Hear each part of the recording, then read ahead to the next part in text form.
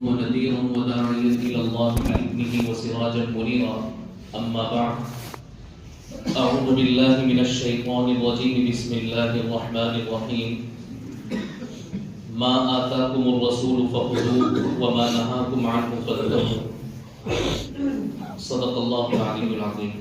درود شریف پڑھیں. اللهم صل على سيدنا ومولانا محمد وعلى آل سيدنا ومولانا محمد وبارك وسلم. بزرگان محترم، دینی اور ایمانی بھائیوں،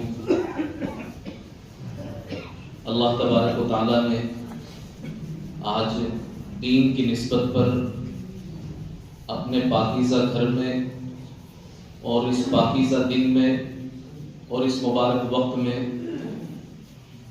ہماری اور آپ کی یہ ملاقات کروائی. اللہ عز و جل اس ملاقات کو دنیا میں خیر اور آخرت میں نجات اور کامیابی کا ذریعہ بنائے. ہر چیز کا اللہ کی طرف سے ایک وقت طے ہوتا ہے. عزیز گرامی قاری عبدالرشید صاحب جو آپ کے یہاں برسوں سے مسجد میں ہیں، ان سے وعدہ تو کافی وقتوں سے چل رہا تھا، لیکن اللہ کو یہ وقت منظور تھا، حاضری ہوئی. قرآن کریم کی ایک آیت کریمہ بھی میں نے آپ کے سامنے پڑھی ہے، اور حدیث پاک میں نبی صلی اللہ علیہ وسلم کا ایک واقعہ ہے جو آپ خود بیان فرماتے ہیں. عصر کی نماز کے بعد اور فجر کی نماز کے بعد میں آپ نے دیکھا ہوگا کہ امام صاحب رخ پھیر کر کے مقتدیوں کی طرف بیٹھ جاتے ہیں. ہر نماز میں تو قبلے کی طرف ہی رخ ہوتا ہے، لیکن فجر کی نماز کے بعد اور عصر کی نماز کے بعد اور خاص طور سے فجر کے بعد تو رخ مقتدیوں کی طرف ہوتا ہے. یہ نبی صلی اللہ علیہ وسلم کی ایک سنت ہے.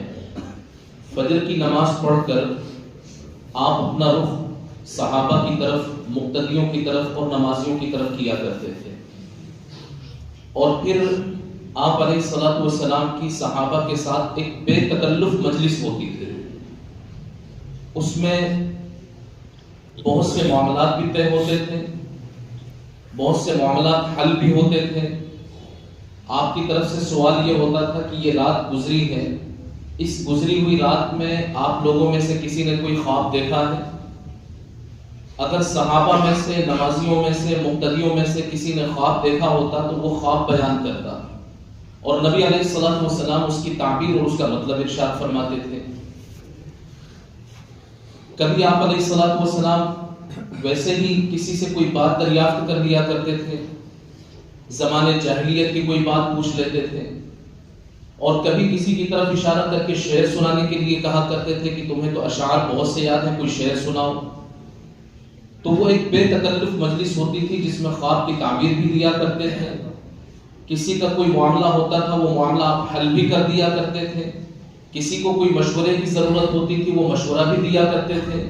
اور مجمع جڑا رہے تو کبھی کبھی آپ اشعار وغیرہ کی، کسی سے کوئی شعر بھی سن لیا کرتے تھے. کبھی زمانے جاہلیت کی کوئی بات بھی پوچھتے تھے. صحابہ کا بیان یہ ہے کہ وہ نبی علیہ الصلوۃ والسلام کے ساتھ ہونے والی مجلس ہماری ایسی مجلس ہوتی تھی کہ کبھی کبھی آپس میں اس طرح کی بھی بات ہو جاتی تھی کہ ہم ہنستے ہنستے ایک دوسرے پر گر پڑتے تھے. یہ آپ کی مجلس ہوتی تھی فجر کی نماز کے بعد، اور اشراق تک یہ سلسلہ چلتا رہتا تھا. اشراق کا وقت ہوتا تھا، نبی علیہ الصلوۃ والسلام کبھی مسجد میں اور کبھی گھر پر اشراق کی نماز پڑھا کرتے تھے، لیکن یہ طلوع آفتاب تک یہ سلسلہ چلتا رہتا تھا. اور فجر کی نماز سے پہلے ہی، کافی پہلے، کبھی آدھی رات سے اور کبھی پوری رات اور کبھی رات کا آخری حصہ اللہ تبارک نبی علیہ الصلوۃ والسلام کا اللہ تبارک و تعالیٰ سے راز و نیاز میں گزرتا تھا. ایک دن کی بات ہے کہ آپ علیہ الصلوۃ والسلام نے پوچھا سب سے کہ یہ رات گزری ہے، اس رات میں آپ لوگوں میں سے کسی نے کوئی خواب دیکھا؟ مجمع میں خاموشی تھی، کسی نے کوئی خواب کا ذکر نہیں کیا. تو آپ علیہ الصلوۃ والسلام نے فرمایا کہ آج رات میں نے خواب دیکھا ہے. اور آپ علیہ الصلوۃ والسلام فرماتے ہیں کہ خواب یہ تھا، میں سویا ہوا تھا، اچانک دو لوگ میرے پاس میں آئے، میرے ہاتھ کو پکڑا اور مجھے کہا کہ چلیے. میں نے کہا کہ کہاں چلنا ہے؟ ان آنے والوں نے یہ کہا کہ آپ چلتے رہیے۔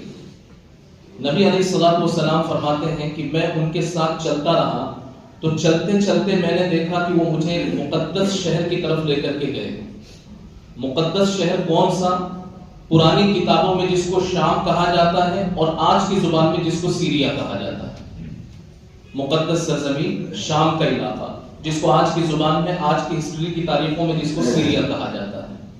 اور اب سیریا جب بولا جاتا ہے تو جغرافیائی اعتبار سے سیریا ایک چھوٹا سا خطہ ہے، اور جب شام بولا جاتا ہے جو مقدس سرزمین حدیث میں مراد ہے تو اس میں آج کا فلسطین بھی ہے، آج کا سیریا بھی ہے، اور آج کا جارڈن جس کو اردن کہتے ہیں وہ بھی اسی میں شامل ہے۔ تو نبی علیہ الصلوۃ والسلام فرماتے ہیں کہ دو لوگ آئے، میرا ہاتھ پکڑا اور مجھے کہا کہ چلیے۔ میں نے کہا کہاں چلنا ہے؟ کہا چلتے رہیے۔ ہم چلتے رہے، چلتے چلتے وہ مقدس سرزمین میں لے کر کے مجھے پہنچے تو میں نے دیکھا کہ ایک شخص بیٹھا ہوا ہے اور دوسرا شخص اس کے پیچھے کھڑا ہوا ہے۔ جو کھڑا ہوا شخص ہے اس کے ہاتھ میں لوہے کے آنکڑے ہیں، اس کے ذریعے سے وہ بیٹھے ہوئے شخص کے کلے میں وہ آنکڑے داخل کرتا ہے اور چیرتا ہوا گدی تک لے کر کے آتا ہے، پھر دوسری طرف داخل کرتا ہے اور چیرتا ہوا گدی تک لے کر کے آتا ہے۔ دونوں طرف سے اس کا منہ زخمی ہو رہا ہے، منہ میں سے گندگی نکل رہی ہے، خون اور گندی چیزیں نکل رہی ہیں۔ تھوڑی دیر کے بعد اس کا وہ منہ ٹھیک ہو جاتا ہے، پھر وہ کلے دوبارہ چیرنا شروع کرتا ہے۔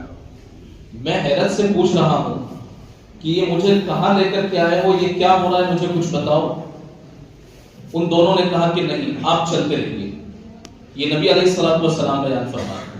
اور ایک بات اور ہے، ہمارا اور آپ کا خواب ہو تو وہ خواب حجت نہیں ہے، البتہ اس کا انکار بھی نہیں کیا جا سکتا ہے، اس لیے کہ نبوت کے 46ویں حصے میں سے ایک حصہ ہے خواب۔ تو خواب پر پوری طرح یقین بھی نہیں کیا جا سکتا اور پوری طرح اس کا انکار بھی نہیں کیا جا سکتا، لیکن اگر کسی نبی کا خواب ہو تو نبی کا خواب ہو تو وہ خواب 100% سچا ہوتا ہے اور یقینی ہوتا ہے۔ ہم اور آپ جو قربانی کرتے ہیں اور پوری دنیا میں کروڑوں کی تعداد میں جو قربانیاں ہوتی ہیں، یہ قربانی خواب ہی کا تو اثر ہے کہ حضرت ابراہیم علیہ السلام نے اپنے بیٹے کو دیکھا تھا کہ وہ اپنے ہاتھ سے قربان کر رہے ہیں تو سمجھ گئے تھے کہ اللہ کی طرف سے حکم یہ ہے کہ قربانی کی جائے۔ تو نبی کا خواب ہوتا ہے، نبی کا خواب 100% سچا ہوتا ہے۔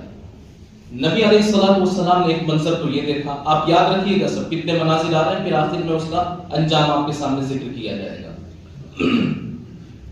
نبی علیہ الصلوۃ والسلام فرماتے ہیں کہ پھر مجھے وہاں سے لے کر کے اور آگے گئے، چلتے چلتے ایک جگہ ہم پہنچے تو دیکھا کہ ایک شخص لیٹا ہوا ہے اور دوسرا شخص اس کے کنارے کھڑا ہے، اس کے سرانے کی طرف، اور اس کے ہاتھ میں بڑا سا پتھر ہے۔ اس پتھر کو زور سے مارتا ہے تو لیٹے ہوئے شخص کا سر کچلا جاتا ہے اور پتھر لڑک کر کے دور چلا جاتا ہے۔ پھر وہ شخص پتھر کو لے کر کے آتا ہے، اتنے میں اس کا سر صحیح ہو جاتا ہے، پھر دوبارہ سے وہ پتھر مارتا ہے، اس کا سر کچلا جاتا ہے۔ یہی منظر میں کافی دیر تک دیکھتا رہا۔ میں نے پھر پوچھا کہ یہ دوسرا منظر دیکھا، یہ کیا ہو رہا ہے؟ انہوں نے کہا کہ آپ چلتے رہیے۔ ہم چلتے رہے اور چلتے چلتے جب ایک جگہ پہنچے تو دیکھا کہ زمین میں گہرا گڑھا ہے، سوراخ ہے تندور کی طرح، اس میں آگ بھڑک رہی ہے اور اس آگ میں کچھ مرد جل رہے ہیں، کچھ عورتیں جل رہی ہیں۔ آگ بھڑک کر کے کبھی کبھی اوپر آتی ہے اور جیسے جیسے آگ اوپر آتی ہے تو جو اس میں جلنے والے ہیں وہ بھی آگ کے ساتھ ساتھ اوپر آ جاتے ہیں، اور پھر آگ کبھی نیچے جاتی ہے تو جو اس میں جل رہے ہوتے ہیں وہ دھیرے دھیرے نیچے چلے جاتے ہیں۔ یہ منظر میں دیکھتا رہا۔ میں نے پھر پوچھا کہ یہ کیا ہو رہا ہے؟ ان دونوں نے کہا کہ آپ چلتے رہیے۔ ہم اور آگے بڑھے تو ایک جگہ جا کر کے دیکھا کہ خون کی نہر ہے، ہر طرف خون ہی خون نظر آ رہا ہے، بیچ میں ایک شخص ہے اور وہ شخص گندگی میں ہے، خون میں ہے، بدبودار جگہ میں ہے۔ جو درمیان میں ہے وہ کوشش کرتا ہے کہ باہر نکل کر کے آئے تو اس نہر کے کنارے پر ایک شخص کھڑا ہوا ہے جس کے سامنے پتھر ہیں، چھوٹے چھوٹے پتھر۔ اندر جو خون کی نہر میں جو شخص ہے وہ جیسے ہی باہر نکلنے کی کوشش کرتا ہے، باہر والا شخص زور سے پتھر مارتا ہے اور وہ پتھر اس کے منہ پر لگتا ہے، وہ واپس اسی جگہ جا کر کے کھڑا ہو جاتا ہے، خون کی نہر میں، گندگی میں، جہاں پہلے سے وہ تھا۔ میں نے پھر پوچھا کہ یہ کئی چیزیں تم نے مجھے دکھا دی، یہ کیا ہو رہا ہے، مجھے کچھ بتائیے۔ انہوں نے کہا کہ ہمارے ساتھ چلتے رہیے۔ اب ہم جب چلتے چلتے آگے بڑھے تو ایک سرسبز و شاداب باغ دیکھا، بالکل ہرا بھرا اور گھنے درختوں والا پھل پھول والا ایک باغ دیکھا۔ اس میں ایک درخت تھا، اس درخت کی جڑ میں ایک بڑے میاں تھے اور بڑے میاں کے آس پاس چھوٹے چھوٹے چھوٹے چھوٹے بچے کھیل رہے تھے۔ تھوڑے سے فاصلے پر ایک شخص کچھ آگ بھٹیاں وغیرہ سلگا کر کے بیٹھا ہوا تھا۔ ہم نے وہ دیکھا، پھر انہوں نے کہا کہ اوپر چلیے۔ اس درخت میں ہم اوپر چلے، جیسے آج کے دور میں ٹاور ہوتے ہیں، تو اس درخت میں اوپر گئے تو درمیان میں جا کر کے دیکھا ایک خوبصورت سا محل ہے۔ ایسا محل میں نے پہلے کبھی نہیں دیکھا تھا۔ اس میں مردوں کو بھی دیکھا، جوانوں کو بھی دیکھا، بوڑھوں کو بھی دیکھا، عورتوں کو بھی دیکھا۔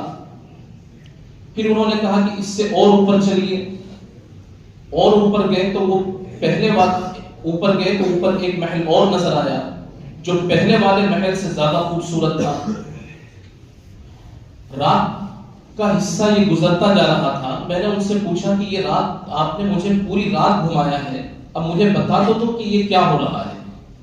ان دونوں نے نبی علیہ الصلوۃ والسلام کو بتانا شروع کیا، اور جو باتیں بتائی گئی ہیں وہ نبی علیہ الصلوۃ والسلام کے ذریعے سے مجھے اور آپ کو اور قیامت تک آنے والے تمام انسانوں کو متوجہ کرنے کے لیے یہ باتیں ہیں۔ نبی علیہ الصلوۃ والسلام کو پہلی بات انہوں نے یاد دلائی کہ جب آپ نے سفر شروع کیا تھا ہمارے ساتھ میں تو آپ نے پہلا منظر دیکھا تھا کہ ایک شخص بیٹھا ہوا ہے اور دوسرا اس کے سرانے کھڑا ہے، جو کھڑا ہوا شخص اس کے ہاتھ میں لوہے کے آنکڑے ہیں، وہ اس بیٹھے ہوئے شخص کے کلوں کو چیر رہا ہے، اس میں سے گندگی نکل رہی ہے۔ یہ جو آپ نے منظر دیکھا یہ قیامت تک اس کے ساتھ میں ہوتا رہے گا، اور یہ آپ کی امت کا وہ فرد ہے جس کو اس کی زبان پر کنٹرول نہیں تھا، جس کو اس کی زبان پر کنٹرول نہیں تھا، جس کو زبان پر قابو نہیں تھا۔ لہذا شریعت مطہرہ سے جڑنے کے بعد اور اللہ تبارک و تعالیٰ کا دین قبول کرنے کے بعد، جناب رسول اللہ صلی اللہ علیہ وسلم کا کلمہ پڑھنے کے بعد، سب سے بنیادی جو چیز ہے وہ یہ کہ ہمیں اپنی زبان پر کنٹرول ہو۔ اللہ تبارک و تعالیٰ کے لیے خوشی غمی کے موقع پر ہمیں کیا بولنا ہے۔ کبھی کوئی غم کا معاملہ پیش آ جائے، جوان بیٹا اس کا جنازہ ہمیں نظر آ رہا ہو، کسی کو اپنی ماں کا جنازہ نظر آ رہا ہو، کسی کو باپ کا جنازہ نظر آ رہا ہو، کسی کو بھائی کا جنازہ نظر آ رہا ہو، کوئی اپنی بہن کو کسی وجہ سے تڑپتا ہوا دیکھ رہا ہو، کوئی اپنے بھائی کو تڑپتا ہوا دیکھ رہا ہو ایکسیڈنٹ کی وجہ سے یا کسی اور وجہ سے، یہ اللہ کی طرف سے ایک آزمائش کا موقع ہوتا ہے، اور آزمائش یہ بھی ہوتی ہے کہ اب اس کا رد عمل کیا ہوگا، اللہ کی بارگاہ میں اس کا فیڈ بیک کیا ہوگا، اور دوسرا اس کی زبان سے نکلنے والے بول کیا ہوں گے۔ مختلف طرح کے حالات دیکھ کر کے اور انسانوں کو آزمایا جاتا ہے کہ انسانوں کی زبان اللہ کے بارے میں کتنے قابو میں ہے۔ تو وہ جو پہلا عذاب ہو رہا تھا وہ شخص کو کہ جس کی زبان کنٹرول میں نہیں تھی۔ ہم کلمہ پڑھنے والے، نبی علیہ الصلوۃ والسلام کا دین قبول کرنے والے، تو پہلی ذمہ داری ہماری یہ ہے کہ ہماری زبانیں کنٹرول میں ہوں۔ اللہ کے بارے میں ہمیں کیا بولنا ہے، پیارے حبیب صلی اللہ علیہ وسلم کے بارے میں ہمیں کیا بولنا ہے، پھر ہمیں اپنے ماں باپ سے کس لب و لہجے میں بات کرنی ہے، اور اپنے بچوں سے ہمیں کس لب و لہجے میں بات کرنی ہے۔ بعض لہجے وہ ہوتے ہیں کہ بچوں کے سامنے اگر اس طریقے کی باتیں کی جائیں بچوں کا دل ٹوٹ جاتا ہے۔ کچھ لہجے ایسے ہوتے ہیں کہ اس لہجے میں ماں کے سامنے اگر بات کی جائے ماں کا لہجہ ٹوٹ جاتا ہے، ماں کا دل ٹوٹ جاتا ہے۔ باپ کے سامنے بات کی جائے تو باپ کا دل ٹوٹ جاتا ہے۔ کسی اور کے بارے میں بات کی جائے، کس کے بارے میں کون سی بات کہنی ہے، کتنی بات کہنی ہے، سامنے کون سی بات کہنی ہے، اور کسی کی غیر موجودگی میں اس کے بارے میں کون سی بات کہنی ہے، اسی کو زبان کا کنٹرول کہا جاتا ہے۔ غیبت کرنا، چغلی کرنا، کسی کی برائی کرنا، کسی کے عیب اچھالنا، کسی کی کسی برائی کا تذکرہ کرنا، یہ سب زبان کے کھیل ہیں، جس کھیل کی وجہ سے ہم اللہ تبارک و تعالیٰ کی نگاہ میں ناکام ہوتے چلے جاتے ہیں۔ اور اگر ان کا صحیح استعمال ہو تو صحیح استعمال کی وجہ سے لوگوں کے دل بھی جڑتے ہیں اور اللہ کی رحمت بھی متوجہ ہوتی ہے۔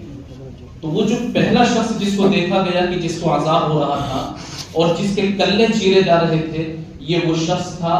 نبی علیہ الصلوۃ والسلام نے فرمایا کہ مجھے ان دونوں نے بتایا کہ یہ آپ کی امت کا وہ فرد ہے کہ جس کو اس کی زبان پر کنٹرول نہیں ہے۔ تو ہمیں پہلی جو کوشش کرنی وہ یہ ہے کہ ہماری زبان کنٹرول میں آ جائے۔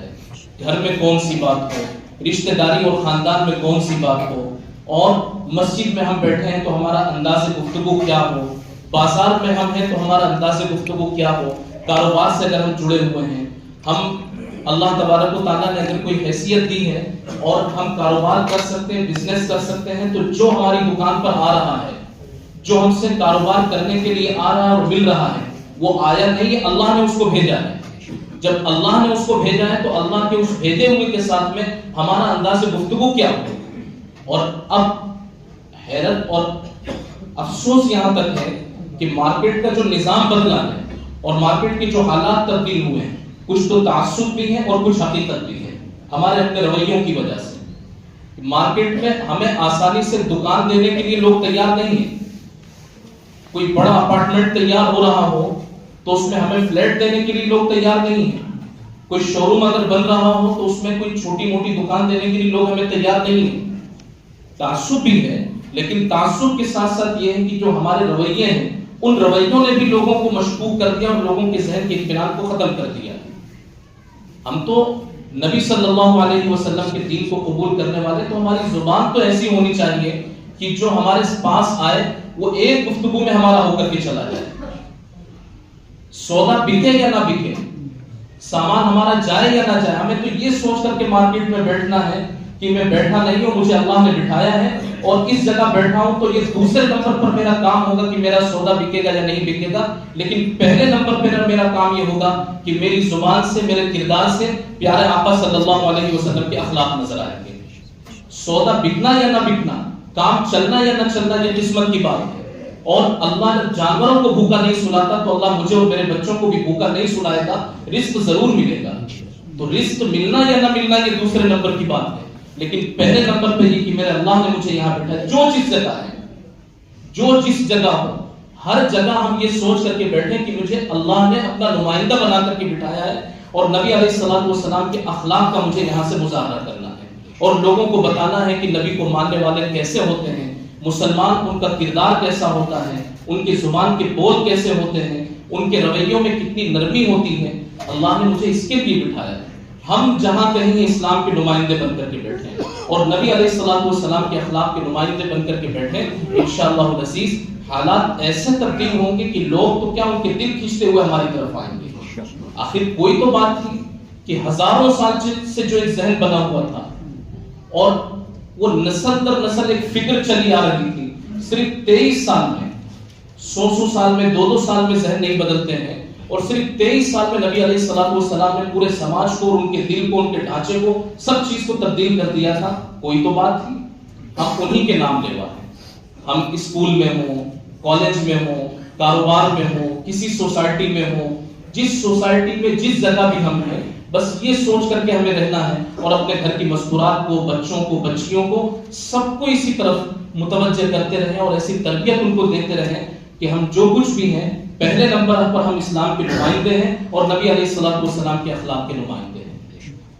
دوسری بات جو حدیث پاک میں دیکھی گئی، نبی علیہ الصلوۃ والسلام نے ان سے پوچھا تو انہوں نے بتایا کہ آپ نے دوسرا منظر دیکھا ہوگا، آپ کو بھی یاد آئے کہ ایک شخص لیٹا ہوا ہے اور دوسرا اس کے کنارے ایک بڑا سا پتھر لے کر کے کھڑا ہے۔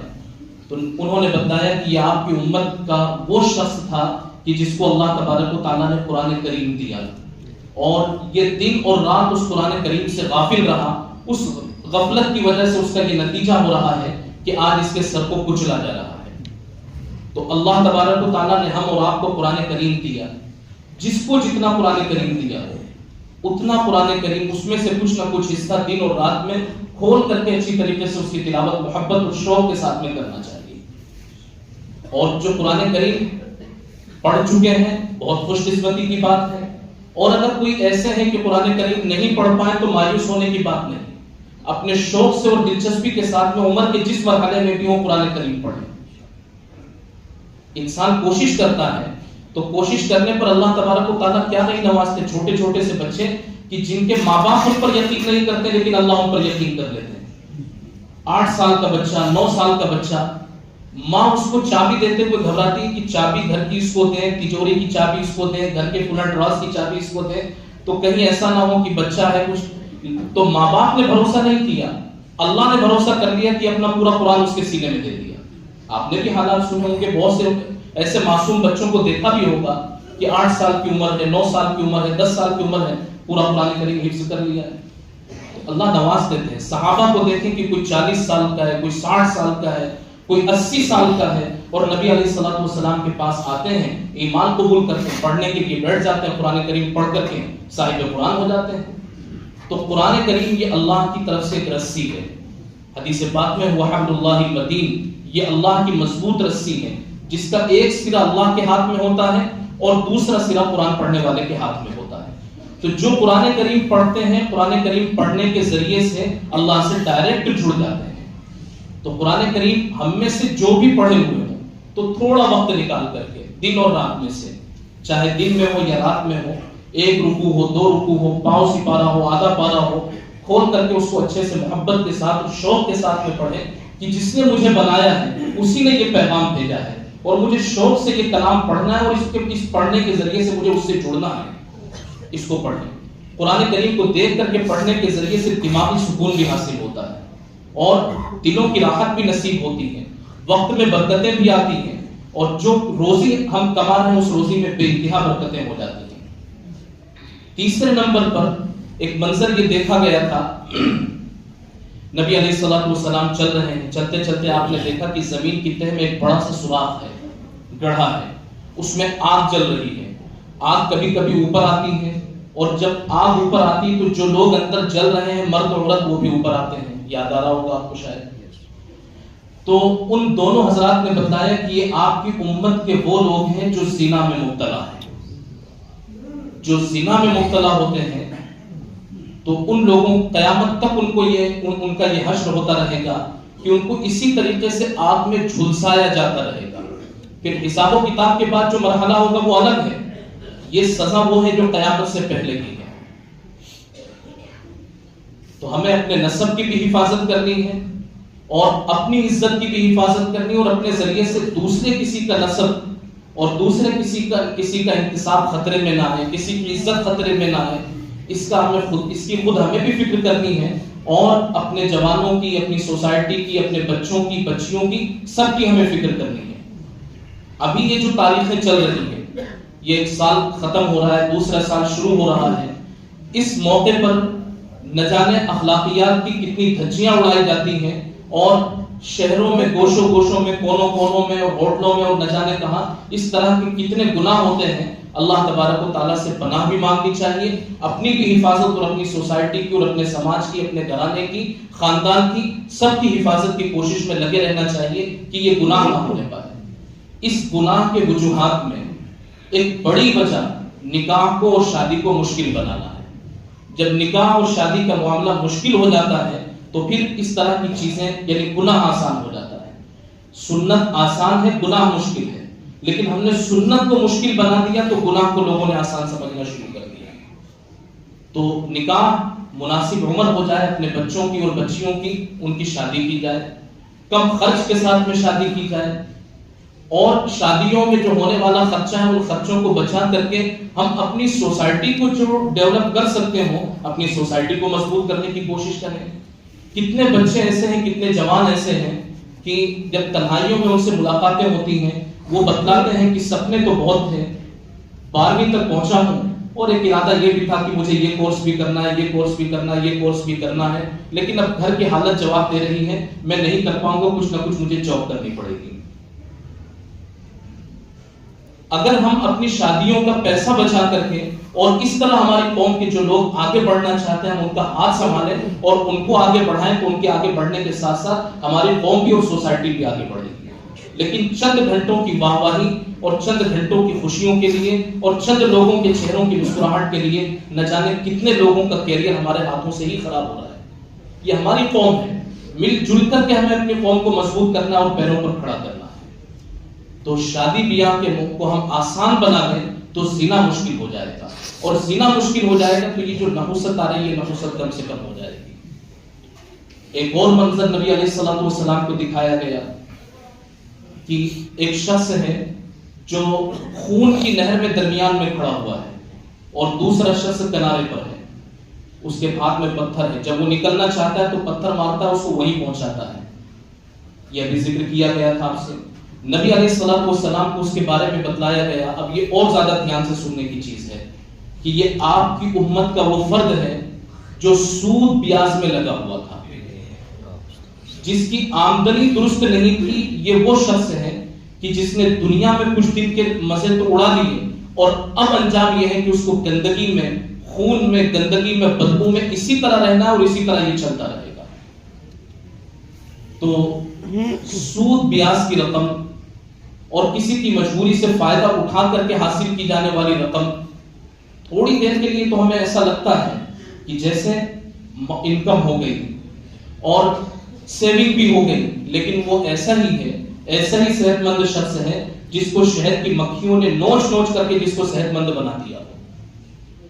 شہد کی مکھی اگر کسی کو نوچ کر کے صحت مند بنائے، اوپر سے تو وہ موٹا تازہ نظر آئے گا لیکن اندر سے اس میں زہر بھرا ہوا ہے. ایسے ہی وہ شخص ہوتا ہے سود بیاج کی اور ناجائز آمدنی جس کے پاس میں سیونگ کی ہو اور اس طرح کی انکم کسی کے پاس میں ہو رہی ہو، تو وہ روپیہ پیسہ تو کافی سارا نظر آ رہا ہے. وہ جب بھی چیک کرے گا تو اس کی اسکرین پر اچھا سا اماؤنٹ اس کو نظر آئے گا، لیکن وہ اماؤنٹ ایسا ہی ہے جیسے کسی صحت مند جو ظاہر میں دکھنے والا صحت مند شخص ہو لیکن حقیقت میں شہد کی مکھی نے جس کو نوچ رکھا ہو، یعنی اندر زہر. تو ہمیں اپنی آمدنیوں کو صاف ستھرا کرنے کی ضرورت ہے. صاف ستھری آمدنی ہو، جو آمدنی صاف ستھری ہوتی ہے، حلال اور پاکیزگی والی آمدنی ہوتی ہے، چاہے کم ہوتی ہے، وہ اپنے پیچھے سکون لے کر کے آتی ہے، وہ بچوں کی خیر لے کر کے آتی ہے، وہ اولادوں کی طرف سے اولادوں کے اچھے کیریئر کی وہ ضامن ہوتی ہے. اور کچھ دنوں کے لیے ہم نے کسی کو جھانسا دے کر، کسی کو دھوکہ دے کر اور کسی سے غلط بیانی کر کے اور کچھ انکم ہم نے زیادہ کر دی، سیونگ ہم نے زیادہ کر دی، لیکن حال یہ ہے کہ ہم نے کسی کا دل دکھایا ہے، کسی کا دل توڑا ہے، کسی سے رشوت لی ہے، کسی سے بیاج کے پیسے وصول کیے ہیں. تو یہ زیادہ دن تک چلنے والی چیز نہیں ہے. اللہ تبارک و تعالیٰ خدا نخواستہ کسی ایسی بیماری میں، کسی ایسی الجھن میں مبتلا کر دیں گے، ایک ہی جھٹکے میں نقشے تبدیل ہو جائیں گے.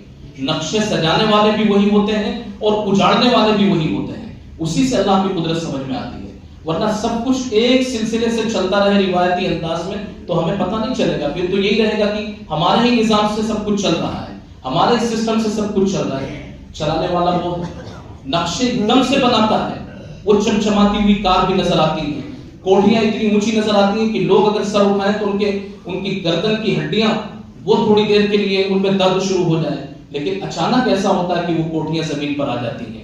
وہ چمچماتی ہوئی کار، اس کی چمک دمک مٹ جاتی ہے، وہ کپڑوں کی رونقیں اجڑ جاتی ہیں، چہرے کا حسن مٹ جاتا ہے. اللہ منٹوں میں نقشے بدل دیتے ہیں.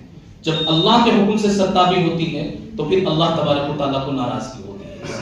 پھر وہ اور دیکھا گیا تھا اسی میں کہ ایک بزرگ ہیں جو درخت کے سائے میں بیٹھے، وہ حضرت ابراہیم علیہ السلام ہیں، اور ان کے آس پاس جو چھوٹے چھوٹے بچے گھوم رہے ہیں. آپ کو بتایا گیا تھا ابھی، وہ بچے ہیں جو معصوم ہونے کی حالت میں دنیا سے چلے جاتے ہیں، نابالغی کی حالت میں، جو ماں باپ کے سائے سے محروم ہو جاتے ہیں، حضرت ابراہیم علیہ السلام کے سائے میں رہتے ہیں. ہو سکتا ہے یہاں بھی بہت سے لوگ ایسے ہوں جن کے چھوٹے معصوم بچے ان کی گود سے ہی اللہ کی جوار رحمت میں پہنچ گئے ہوں. کوئی 4 سال کا، 7 سال کا، 8 سال کا نابالغ بچہ یا بچی جو دنیا سے رخصت ہوئے ہیں، ان کو یہ گود اگر ان کی چھوٹ جاتی ہے، حضرت ابراہیم علیہ السلام کی سرپرستی ان کو ملتی ہے. قریب میں ایک شخص جو آگ تہکا رہا ہے، وہ جہنم کا داروغہ ہے، اسی درخت میں اوپر ان کو لے جایا گیا تھا ٹاور کی شکل میں. تو درمیان میں ایک محل دیکھا تھا نبی علیہ الصلوۃ والسلام نے. وہ محل ان لوگوں کا ہے جو اس امت کے بخشے بخشائے لوگ ہیں، ان لوگوں کو اس طرح کا محل دیا جائے گا. اس سے اوپر جو محل دیکھا گیا تھا جو اس سے بھی اچھا تھا، وہ اس امت کے شہیدوں کا محل ہے. پھر ان حضرات نے کہا کہ آپ نظر اوپر اٹھائیے. نبی علیہ الصلوۃ والسلام نے نظر اوپر اٹھائی تو اس سے بھی اچھا محل تھا. انہوں نے کہا کہ یہ محل آپ کا ہے. نبی علیہ الصلوۃ والسلام نے کہا پھر مجھے جانے دیجیے. انہوں نے کہا کہ ابھی نہیں، ابھی آپ کی عمر کچھ باقی ہے، ابھی آپ دنیا کے ہیں. جب آپ کی یہاں کی زندگی پوری ہو جائے گی اس کے بعد آپ کو یہ محل دیا جائے گا. اور دیکھو میں جبرائیل ہوں اور یہ میکائیل ہے. اللہ تبارک و تعالیٰ نے ہم دونوں کو بھیجا تھا کہ ہم کچھ چیزیں آپ کو پریکٹیکل دکھا دیں کہ آپ اپنی امت کے سامنے اس کو بیان کر سکیں. تو امت کے وہ لوگ کہ جن کی زبان قابو میں نہیں ہوتی، ان کو کس طرح کے عذاب میں مبتلا کیا جاتا ہے، اور امت کے وہ لوگ جو قرآن کریم سے پہلو تہی کرتے ہیں اور قرآن کریم سے اپنا رشتہ کمزور کر لیتے ہیں، ان کے لیے اللہ تبارک و تعالیٰ کے یہاں کیا ہوتا ہے. اسی طرح جو زنا کاری میں اور بدکاری میں مبتلا ہوتے ہیں ان کا انجام کیا ہوتا ہے، جو سود خوری میں اور حرام انکم کی طرف جو بڑھتے ہیں ان کا انجام کیا ہوتا ہے.